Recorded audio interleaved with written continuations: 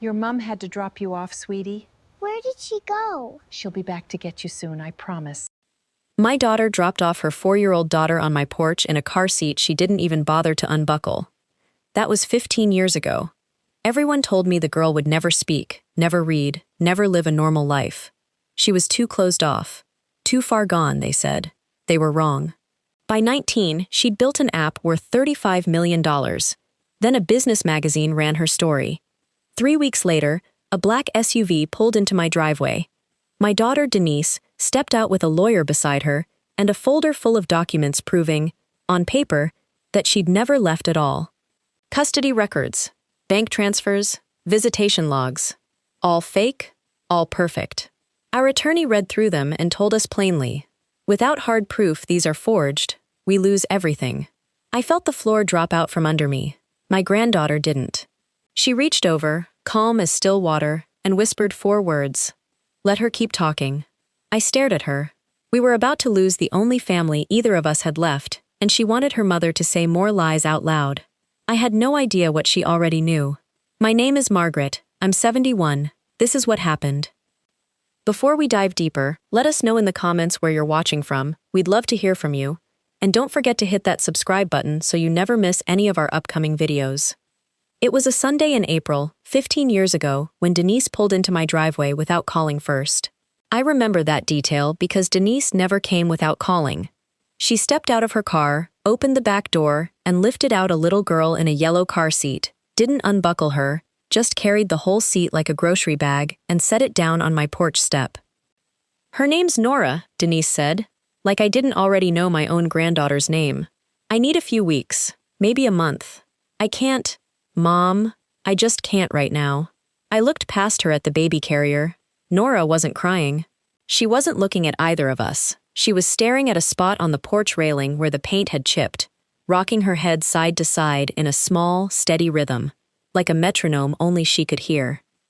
Denise. But she was already back in the car. I watched her taillights disappear around the corner of Maple and 9th, and I stood there on my porch with a 4-year-old I barely knew, still strapped into her seat, still rocking. I'd retired from 32 years as a school nurse. I'd bandaged knees and diagnosed strep throat, and sat with kids having panic attacks in the counselor's office. I thought I understood children. Nora taught me in the first 10 minutes that I didn't understand anything yet. I unbuckled her slowly, giving her time to see my hands coming. She didn't fight me, but she didn't reach for me either. When I picked her up, her body went rigid, arms tucked tight to her sides. I set her down inside the front hallway, and she immediately walked to the corner between the coat closet and the wall, sat down, and pressed her back against both surfaces at once, like she needed the pressure of 2 walls holding her in place. That first week was a lesson in everything I didn't know. She ate almost nothing, turned away eggs, turned away chicken, turned away the macaroni Denise had once mentioned she liked. The only thing she'd touch was dry cereal, and only from a specific bowl, a small gray stone-colored bowl I found in my own cabinet that happened to be the right weight, the right size, something about it that worked for her. She carried that bowl with her from room to room even when it was empty. Nights were the hardest. The first time I tried to change her into pajamas, she screamed. Not crying, screaming, a sound that didn't stop even when I backed away with my hands up. I learned, slowly, not to touch her without her permission, not to change plans without warning her first, not to expect eye contact as a sign of listening. I called Denise Saturday morning. No answer. Sunday, no answer. A pediatrician confirmed by the second week what I'd already started to suspect. Nora was autistic, and significantly nonverbal. Has anyone had her evaluated before now? The doctor asked gently. Her mother was supposed to, I said. The doctor didn't say anything unkind. She just nodded slowly, the way people do when they already know how this story goes. 1 month became 3. 3 became a year. Denise called exactly twice that whole time. Once to say she needed more time. Once, on a Tuesday in October, to say the 4 words that ended any pretense. I can't do this. I sat on my kitchen floor after that second call and cried until my throat hurt. When I opened my eyes, Nora was standing in the doorway, watching me with an expression I couldn't read. She walked to the counter, picked up her gray stone bowl, and set it down gently on the floor beside me, not in my hands, just near me, and walked away again. I understood, even then, that this was the closest thing to comfort she knew how to give. It was enough. It had to be. The years that followed had a rhythm to them, and rhythm, I came to learn, was the only language Nora fully trusted. Same breakfast, same route to therapy, same 3 shows, in the same order, every evening. When the world stayed predictable, Nora stayed calm. When it didn't, everything came apart.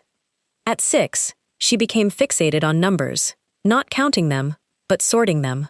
She'd take my grocery receipts out of the recycling bin and lay every digit out on the kitchen table in long, careful rows. I didn't understand what she was doing until the day she pointed to a receipt from the pharmacy and made a small, frustrated sound, tapping one line over and over. I looked closer. The pharmacy had charged me for 2 bottles of the vitamins I only bought 1 of. She was right. She was always right. At 8, after nearly 3 years without a single word, she wrote her first full sentence in one of the little notebooks she filled obsessively with tally marks and symbols only she understood. Why did she leave? I sat down across from her at the kitchen table, my hands shaking. She said she couldn't handle it, I told her, because I had promised myself years earlier that I would never lie to this child, no matter how much it might have been easier. Nora nodded once, wrote something else in her notebook, and went back to her cereal. School was its own battlefield. In 4th grade, her teacher wanted her moved into a segregated classroom, not because Nora couldn't do the work. Her reading was 3 grades ahead, but because she wouldn't make eye contact during circle time and covered her ears during the fire drill bell. I sat through the meeting with a folder full of test scores while the principal talked about appropriate settings and less disruption, and I understood, the way you understand a smell before you can name it, that what they really meant was less inconvenient. I fought for accommodations instead of removal. Noise-canceling headphones, a quiet corner, extra time on timed tests. They agreed, reluctantly, and Nora stayed in her regular classroom, where she kept being exactly, unapologetically herself. At 11, she corrected her math teacher's long division on the whiteboard in front of the whole class, not to embarrass her, just because the answer on the board was wrong, and that bothered her more than staying quiet did. The teacher called it disrespect. I called it honesty, and I brought Nora's therapist's notes to prove the difference. One evening around that time, over dinner, Nora asked me a question that stopped me cold. Why does everyone want me to be someone else? I didn't have a real answer. Because you see things they don't, I told her finally, and that scares people who'd rather not look too closely. She thought about that for a long moment, nodded once, and went back to her plate. At 12, she found her grandfather's old laptop in the garage and taught herself to code from free tutorials, disappearing into it the way other kids disappeared into video games. By 13, she was building small programs that sorted files, flagged duplicates, caught errors in spreadsheets, little proofs of the same instinct that had once made her line up grocery receipts on my kitchen table. I didn't understand a word of the code scrolling across her screen, but I understood the look on her face while she wrote it. Focused. Certain. Home. At 14, she asked me a question I didn't expect. Do you still have the calendars from when I first came here? I did. I keep everything.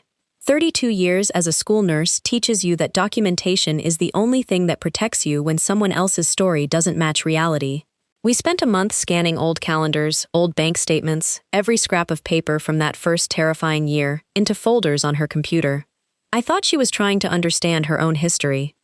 Why do you need all this? I asked her once, watching her scan a faded grocery receipt from years earlier. Because someday, someone might say it didn't happen the way it happened, she said, without looking up. And I want to be able to prove what's true. I didn't ask anything else. If it helped her make peace with her past, I'd help her build it, page by page. I had no idea she wasn't building peace. She was building a case. By 16, Nora had stopped talking about the past almost entirely and started talking about a new project, something bigger than the small tools she'd built before. She called it Anchor. It's for people like me, she told me one night.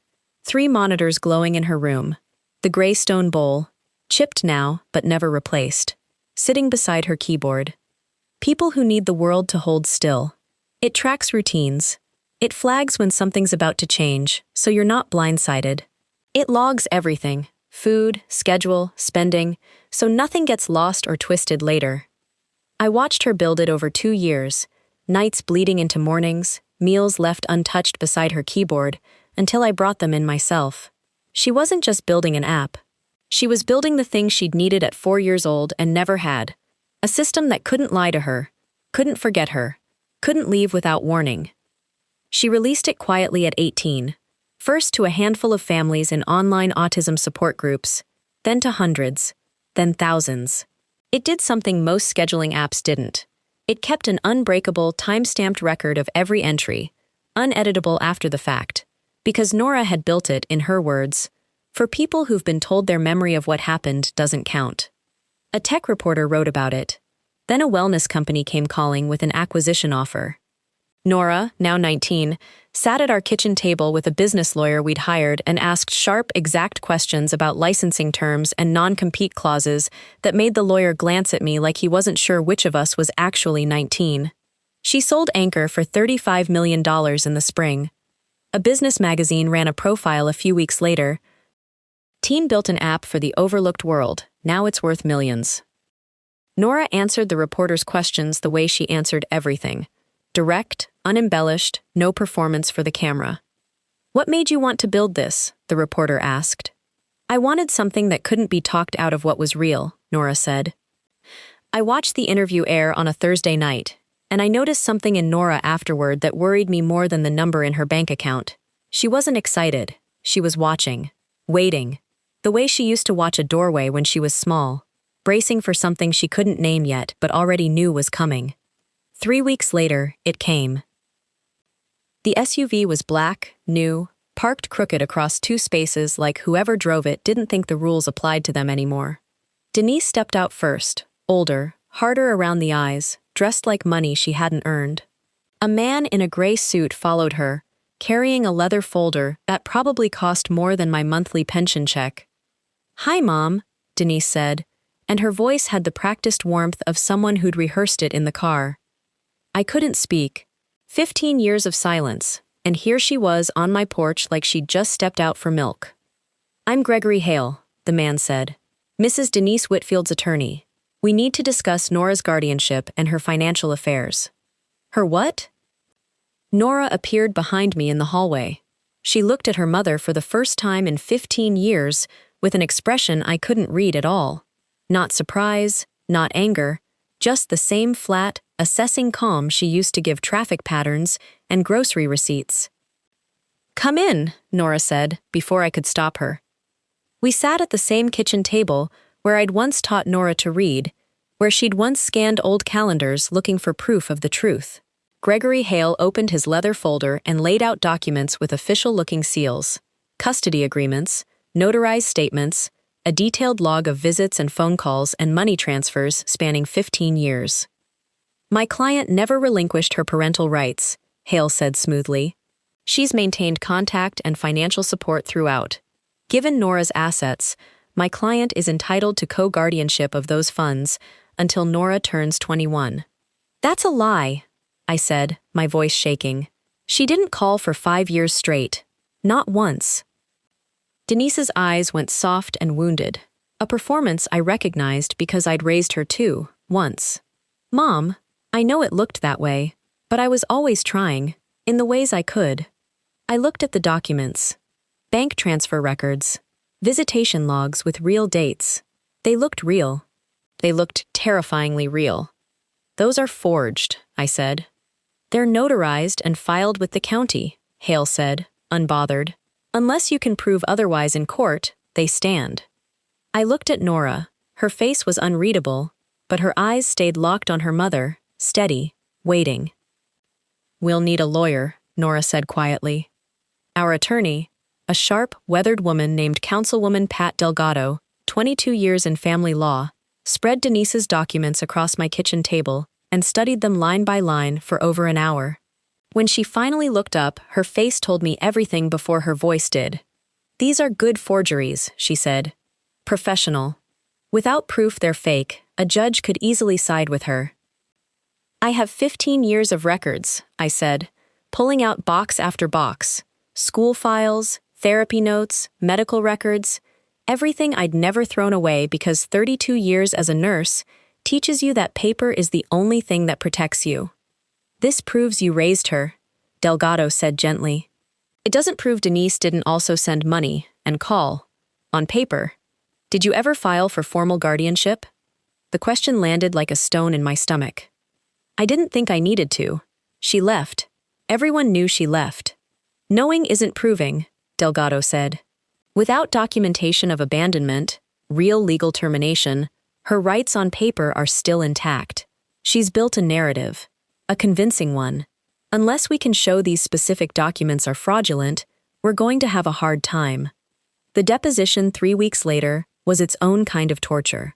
Denise sat across the table in soft, maternal colors, answering every question with rehearsed warmth, citing specific months, specific dollar amounts, specific phone calls that had never happened. December, 4 years in. A birthday visit. March, 7 years in. $600 for therapy. On and on. A 15-year fiction, built with more care than she'd ever given the truth. It's all lies, I told Delgado afterward. I know, she said. Can you prove it? I couldn't. Not yet. Court was set for the following month.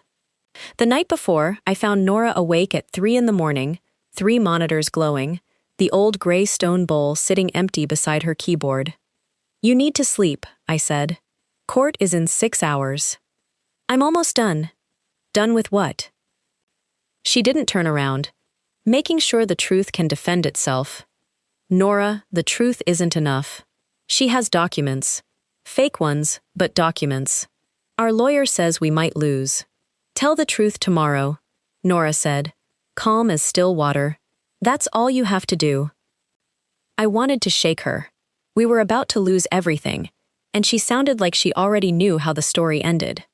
The courtroom smelled like old paper and floor polish. Judge Renata Ford sat at the bench, sharp-eyed, unreadable. Denise sat across the room in a soft blue sweater that made her look like exactly the mother she'd never been. Gregory Hale built his case carefully. A devoted mother, forced by circumstance into distance, never once relinquishing her rights, always present in the ways that mattered. He laid the documents on the evidence table. 15 years of fiction, notarized and clean. Judge Ford asked Denise to describe her involvement.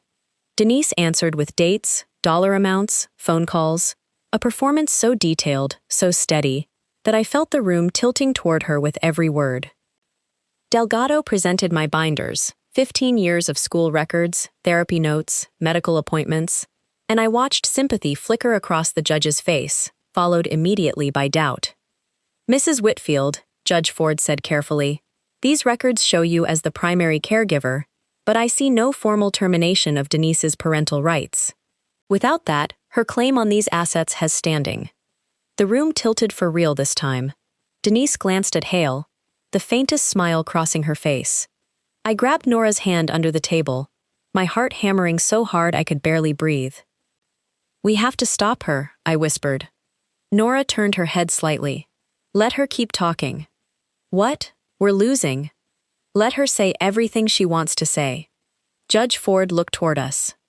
Young lady, do you wish to be heard? Nora stood, calm as the surface of a lake, and asked permission to connect her laptop to the courtroom display. I built an app called Anchor, she said, once the screen lit up.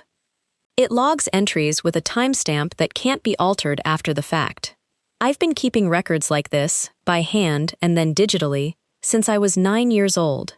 Not because I knew this day would come, but because I never wanted anyone to be able to tell me my own life didn't happen the way it happened. She pulled up the first document, a scanned calendar from 15 years earlier. My handwriting, dated and cross-referenced against school attendance and therapy session logs. Then bank records, 15 years of them, every transaction accounted for, not $1 from Denise. Then phone records, 0 incoming calls from her number after a single Tuesday call 15 years earlier. My mother testified she visited for my 8th birthday, Nora said. Here's the school attendance record for that week. Here's my therapy session note from that exact date, which states, In the therapist's own words, no parental contact reported. Here's the receipt from my grandmother's own pocket for the cake. She went claim by claim, calm and unhurried, letting each piece of paper speak for itself, the way she'd once let grocery receipts speak for themselves at our kitchen table. Hale objected. Judge Ford overruled him, leaning forward, sharp eyes narrowing on the timestamps. These documents your mother submitted, Nora said finally, pulling up a metadata comparison, were created 6 weeks ago, after the magazine article ran. I didn't build this system to catch her specifically. I built it because people had spent my whole life deciding what was true about me without asking. I just happened to already have the proof. Denise's composure cracked in real time. The dates could be wrong, she stammered. I did visit. I know I did. Do you have anything to support that? Judge Ford asked, her voice gone cold. Denise had nothing. 15 years of careful fiction collapsed in under 10 minutes. Judge Ford ruled from the bench. No recess. Full guardianship to me.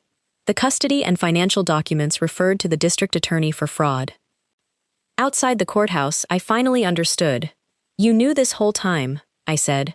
You've been protecting us for years.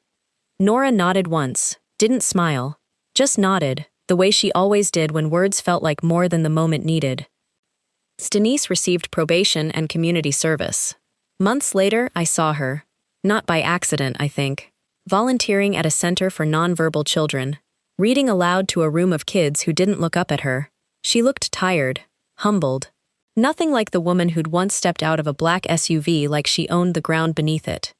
Nora started a small company after, one that hired people the world had once written off, people who saw patterns others missed, people who'd spent their lives being told they'd never succeed. Her first hire was a boy named Caleb, once one of my patients at the school clinic, once told by his own principal that he'd never hold a job. One evening, over dinner at her apartment, Nora set down her fork and said, quietly, I know what you gave up for me. You're my granddaughter, I said. There was never a version of this where I didn't. I know that now, she said. It mattered. Every day of it mattered. She reached for the old gray stone bowl on her counter, chipped, faded, still there after 15 years, and set it gently between us, the way she used to when words weren't enough. It still isn't, but it's always been enough. So that's my story. If you were in my shoes, could you have forgiven your own daughter? Let me know in the comments. And don't forget to subscribe and hit like for more stories like mine.